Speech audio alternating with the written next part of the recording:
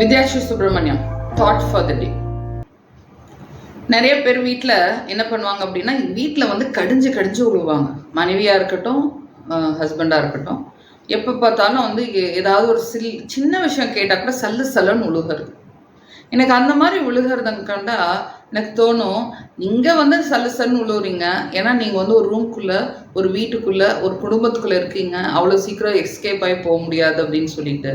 ஆனால் நீங்கள் வெளியில் போய் பல பேர்கிட்ட பேசும்போது ரொம்ப சாஃப்டாக, ரொம்ப உங்களோட நல்ல சைடை மட்டும் காமிச்சிட்டு, பல்லிழிச்சிட்டு, பிடிக்குதோ பிடிக்கலையோ நம்ம வந்து அவங்ககிட்ட சிரித்து சிரித்து பேசிட்டு வரோம். என்னையும் சேர்த்து எல்லாருக்கும், இது எல்லாருக்குமே பொதுவான விஷயம், செஞ்சுட்டு வரோம்.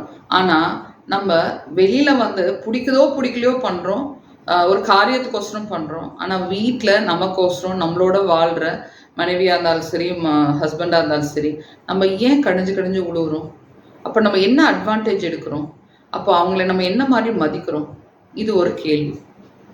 ஒருத்தருக்கு நல்ல மனைவி, நல்ல வாழ்க்கை வாழ்ந்துட்டு இருந்தாரு. திடீர்னு வந்து அவருக்கு வந்து இன்னொரு பெண் மேலே காதல் வருது. காதல் வந்தோடனே ரொம்ப காதல். இவருக்கு வந்து ஒரு தருணத்தில் வந்து யாரையோ ஒருத்தர் தான் அவர் சூஸ் பண்ணும் அப்படிங்கிற ஒரு சுச்சுவேஷன் வருது. அதை சூஸ் பண்ணுங்கிற சுச்சுவேஷன் வந்தோடனே அவருக்கு வந்து ஒரே குழப்பமாக இருக்குது. மனைவியும் விட முடியல, அந்த புதுசாக பார்த்த பொண்ணையும் விட முடியல. அப்போ வந்து ஒரு பெரியவர்கிட்ட போய் கேட்குறாரு, நான் வந்து இப்படி தவறுதலாக எனக்கு இன்னொரு பொண்ணு மேலேயும் காதல் வந்துடுச்சு. பட் நாங்கள் ரொம்ப க்ளோஸாக இருக்கோம். என்னால் வந்து அந்த பொண்ணை விட்டு கொடுக்க முடியல, அந்த பொண்ணால் மனைவியை விட்டு கொடுக்க முடியல. எனக்கு என்ன பண்ணுறதுன்னு தெரியல. ஆனால் ரெட்டை வாழ்க்கை வாழ வேண்டாம்னு நான் முடிவு பண்ணிட்டேன். எனக்கு யாரோ ஒருத்தர் சூஸ் பண்ண ஹெல்ப் பண்ணுறீங்களா அப்படின்னு கேட்டோடனே அவர் வந்து யோசனை பண்ணிவிட்டு, ஓகே நீ ரொம்ப இக்கட்டான நிலைமையில் இருக்க, சரி நான் என்ன பண்ணலான்னு யோசனை பண்ணுறேன் அப்படின்னு சொல்லிட்டு, நீ வந்து 2 நாள் கழிச்சு வா, 2 நாள் கழிச்சு வந்து என்னை பார்க்க வா அப்படின்னு சொல்கிறார். ஸோ இவர் வந்து 2 நாளாக குழப்பத்தில், இன்னும் குழப்பம் அவர் தீரவே இல்லை. 2 நாள் கழிச்சு அவர்கிட்ட போகிறாரு. 2 நாள் கழிச்சு அவர்கிட்ட போயிட்டு அவர் என்ன சொல்கிறாரு அப்படின்னா, 2 பானை காமிக்கிறார். ஒரு பானையில் வந்து ரோஜா பூவும், இன்னொரு பானையில் வந்து கள்ளி செடி இருக்கு இல்லையா, அந்த செடியும் காமிச்சு, உனக்கு இது எது வேணும் அப்படின்னு கேட்குறாரு. அவர் வந்து சிரிச்சுக்கிட்டே, எனக்கு கண்டிப்பாக ரோஸ் தாங்க வேணும், அந்த கள்ளி செடி எனக்கு வேண்டாம் அப்படிங்கிறார்.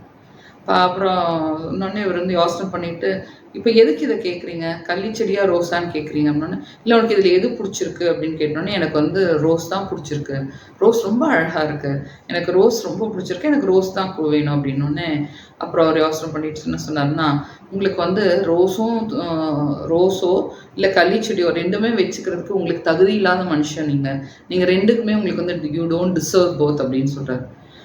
சார் ஐயா என்ன சொல்கிறீங்க அப்படின்னதுக்கு, இல்லை நான் வந்து ரோஜா பூ காமிச்சேன், கள்ளி செடி காமிச்சேன். ரோஜா பூ வந்து அஃப்கோர்ஸ் ரொம்ப அழகாக இருக்குது, எல்லாருக்குமே பிடிக்கும். ஆனால் அது வந்து ஒரு 2 நாள் 3 நாளில் அது வந்து ஏன்னா உதிர்ந்துடும். ஆனால் அந்த கள்ளி செடி வந்து அப்படியே ஸ்ட்ராங்காக இருக்கும், ஸ்டேபிளாக இருக்கும். ஈவன் இந்த ரோஸ்லேயும் முள் இருந்துச்சு, ஆனால் கள்ளி செடியில் இருக்கிற முள் வந்து அது வந்து தண்ணி இல்லைன்னா கூட அட்மாஸ்பியர் தண்ணி எடுத்துக்கும், நல்லா ஸ்டோர் பண்ணும். ஆனால் அது பூ பூக்கும்போது அப்படியே ஸ்ட்ராங்காக, அந்த பூ ரொம்ப அழகாகவும் இருக்கும், ரொம்ப நாளைக்கும் அது வந்து அந்த பூ பூத்த மாதிரி இருக்கும், சீக்கிரம் உதிராது. நீ வந்து எந்த விஷயமே வாழ்க்கையில் வந்து இன்டெப்த்தாக யோசனை பண்ணாமல் ரொம்ப மேலோட்டமாக சிந்திக்கிற. ரொம்ப மேலோட்டமான சிந்திக்கிறவனுக்கு எதுக்கு ரொம்ப நாள் வாழ்கிற வாழ்க்கையை பற்றி பேசணும்? உன்னோட மனைவியும் உனக்கு தேவையில்லை, உன்னோட வந்த கேர்ள் ஃப்ரெண்டும் உனக்கு தேவை. You don't deserve both. உனக்கு 2மே வந்து வச்சுக்கிற தகுதி உனக்கு கிடையாது அப்படின்னு சொல்கிறார். அப்புறம் இவர் எக்ஸ்பிளைன் பண்ணுறாரு, ஒரு மனைவி அப்படிங்கிறவ உன்னோட கஷ்டம் நஷ்டம் உன்னை புரிஞ்சுக்கிட்டு, உன்னோட சலிப்புத்தன்மை, உன்னோட சகிப்புத்தன்மை எல்லாமே அவள் பார்த்து, அவள் வந்து சீசன் ஆயிக்கிறா, உன்னை எப்படி சமாளிக்கணும், உன்னோட எப்படி அவள் வாழணும்னு சொல்லிட்டு 2 பேர் விஷயமே அவள் மேனேஜ் பண்ணி வந்துட்டுருக்கா. அப்போ வந்து சில விஷயங்கள் அவள் சில சமயம் வந்து கடிஞ்சு விழுவா, சில சமயம் நல்லா பேசுவா, சில சமயம் வந்து உனக்கு அரவணைப்பு கொடுப்பா, சில சமயம் அவள் தொல்லை கொடுப்பா. பல ஆங்கிளில் வந்து ஒரு மனைவி வந்து அவளோட வாழ்க்கையை வந்து உன் கூட வந்து போராடி வாழ்ந்துட்டுருக்கா. ஆனால் நீ வந்து ஒரு மேலோட்டமாக உனக்கு ஒரு பகட்டாக இருக்கலாம், இல்லை நீ அழகை பார்த்து மயங்கி அப்புறம் நீ போய் இவ்வளோ தூரம் வாழ்ந்த வாழ்க்கையை உதாசீனப்படுத்திட்டு உன்னோட டெம்ப்ரரியான ஆசைக்கும் உன்னோட டெம்ப்ரரியான அட்ராக்ஷனுக்கும் நீ வந்து இவ்வளோ பெரிய வாழ்க்கை வந்து நீ வந்து உதறி தள்ளிட்டு அது முக்கியம்னு நீ நினைக்கிற. அதுவும் வந்து ஈஸி கிடையாது.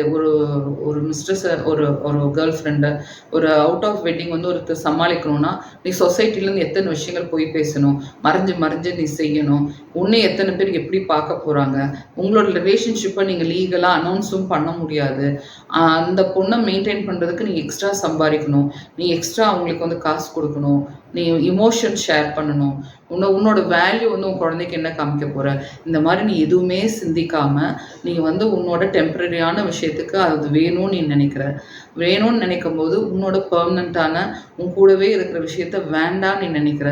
ஸோ நீ ரெண்டுமே எடுக்கிற முடிவு சரியில்லை. உனக்கு இந்த வாழ்க்கை வந்து உனக்கு இந்த வாழ்க்கை வாழ்கிறது கூட உனக்கு தகுதி கிடையாது அப்படின்னு அவர் சொல்கிறாரு. ஸோ இது உங்களுக்கு ஒரு பெரிய கேள்வி. நம்ம வீட்டில் இருக்கிறவங்கள நம்ம எவ்வளோ சகிச்சுக்கிறோம், நம்ம வீட்டில் இருக்கிறவங்கள எவ்வளோ அட்ஜஸ்ட் பண்ணுறோம், அதே இது வெளியில் போய் நம்ம என்ன பண்ணுறோம் அப்படின்னு சொல்லிட்டு நம்ம ஒவ்வொரு நிமிஷமும் ஒவ்வொரு தருணமும் 2 விதமான பர்சனாலிட்டியை நம்ம வந்து வெளிப்படுத்திக்கிட்டே இருக்கோம். அதாவது இந்த அன்னியன் படத்தில் வர மாதிரி அம்பி கேரக்டரும் இருக்கும், ரெமோ கேரக்டர் இருக்கும். ஸோ நம்ம எந்த கேரக்டர் எந்த இதுக்கு பண்ணுறோம், அது பண்ணுறனால நமக்குள்ளே என்ன மாதிரி ஃபீலிங் இருக்குது, அது வாழ்க்கை அந்த டெம்பரரியான அந்த விஷயத்துக்கு நம்மளை இன்டெலிஜ் பண்ணுமா, இஸ் இட் நெசசரி அப்படின்னு சொல்லிட்டு நம்மளே கேட்கணும். ஒவ்வொரு டைமும் நம்மளுக்குள்ளே இதை நம்ம செய்கிறது சரியா தப்பான்னு சொல்லிட்டு நம்மளை சின்ன சின்ன விஷயங்கள் கரெக்ட் பண்ணிக்கிட்டே வரோம் அப்படின்னா வாழ்க்கை வந்து வேற மாதிரி விஷயத்துக்கு, வேற மாதிரி வேல்யூ பேஸ்ட் விஷயத்துக்கு அதை லீட் பண்ணும். இது உங்களுக்கு பிடிச்சிருந்தா லைக் பண்ணுங்கள், ஷேர் பண்ணுங்கள், சப்ஸ்கிரைப் பண்ணுங்கள். முக்கியமாக கமெண்ட் பாக்ஸில் கமெண்ட் பண்ணுங்கள். ஓகே.